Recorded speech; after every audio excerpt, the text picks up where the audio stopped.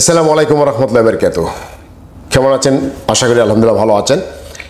স্ক্রিনের মধ্যে যে তিনজন আলেমের ছবি দেখতে পাচ্ছেন, তারা কিন্তু আহলে সুন্নাত ওয়াল জামাতের অনুসারী দাবিদার এবং বাংলাদেশে তাদের পরিচয় তারা এটাই বহন করেন। রেজবিয়া, আহমেদ রেজা খান, বেরলভী, দাওয়াতে ইসলামী, তারা এটার অনুসারী, অর্থাৎ আলিয়া যে আছে তাদের অনুসারী, এটা কওমি না। তো আজকে আমরা এই তিনজনের আলোচনা থেকে একটা ভূমিকা জানব যে একটা কুসংস্কার চালু আছে আমাদের সমাজে, সেই কুসংস্কারটা কে চালু করছে এবং এটা জায়েজ আছে কিনা, এবং হারামকে হালাল করার আর হালালকে হারাম করার দায়িত্ব আল্লাহ সুবহানাহু ওয়া তাআলা কাউকে দিয়েছেন কিনা, আর যদি এটা কেউ করে থাকে, হারামকে হালাল করে থাকে, তাহলে এটার পরিণতি কি হবে, এই বিষয়ে ছোট্ট একটা আলোচনা। সো আমরা স্টার্ট করি আমাদের জনপ্রিয় তাহেরি হুজুর থেকে। লেটস সে বিয়ে শাদী হওয়া যাবে কিনা, মুহররম মাসে বিয়ে শাদী দেওয়া যাবে, কারণ বিয়ে শাদী এই সমস্ত বিষয়গুলোতে মুহররম মাসে বিয়ে শাদী করা যাবে না, এই মর্মের কোনো রিওয়ায়াত, সহিহ কোনো রিওয়ায়াত নেই। আমাদের দেশে যেটা করে এটা একটাই বলছি, সেটা হলো আমরা মনের ঐকান্তিক বিভিন্ন বিষয় থেকে যে দিনে ইমাম হাসান হোসেন, ইমাম হোসেন রাদিয়াল্লাহু আনহু শহীদ হয়েছেন, আমরা মর্মাহত, সেই জন্য আমরা আনন্দ থেকে বিরত থাকি। এটা একান্তই ব্যক্তিগত একটি ব্যাপার। যদি কোনো বিয়ে হয় তাহলে বিয়েটাকে হারাম হবে না, হারাম হবে না। এটাকে ওইভাবে নিয়ে ফেলে দিলে তো একটা শরীয়ত হয়ে যায়।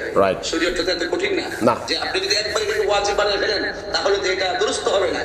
এই জন্য আপনি খান না, এটা একটা ব্যক্তিগত ব্যাপার, কিন্তু একবারে এটা খাওয়া জায়েজ না, অথবা খাইলে গুনাহ হবে, এগুলো কোনো এটার সাথে কোনো শরীয়তের কোনো সম্পর্ক নাই। তো চলুন পরবর্তী আরেকটা আলোচনা।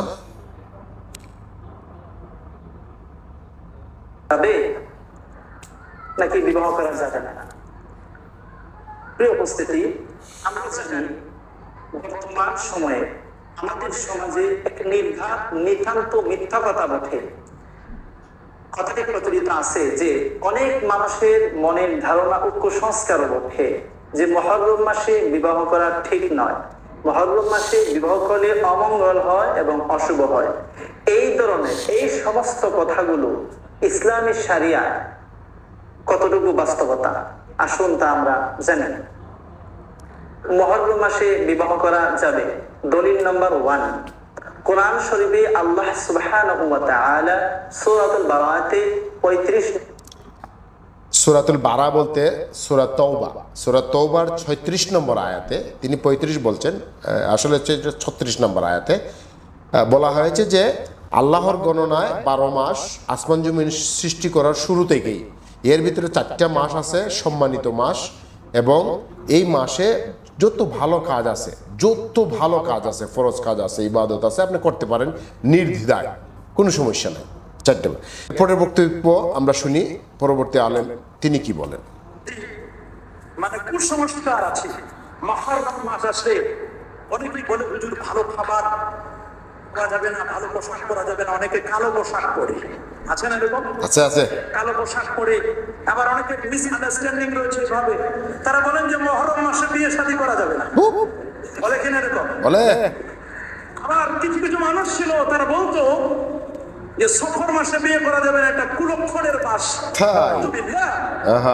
এই জন্য আল্লাহ নবী তিনি সফর মাসে বিয়ে করলেন উম্মত জননী আয়েশা সিদ্দিকা সুবহানাল্লাহ তাআলা আনহা, তার বিয়েটা হলো সফর মাসে। সুবহানাল্লাহ।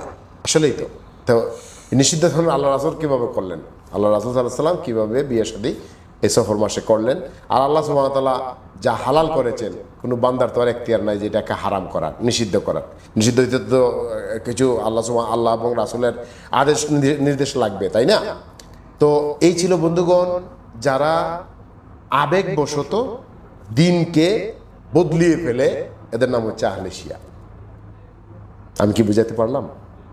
আল্লাহ সুবহানাহু ওয়া তাআলা সবাইকে বুঝার তৌফিক দান করুক, আমিন। ওয়া আখিরু দাওয়ানা আলহামদুলিল্লাহি রাব্বিল আলামিন। আসসালামু আলাইকুম ওয়া রাহমাতুল্লাহি ওয়া বারাকাতুহু।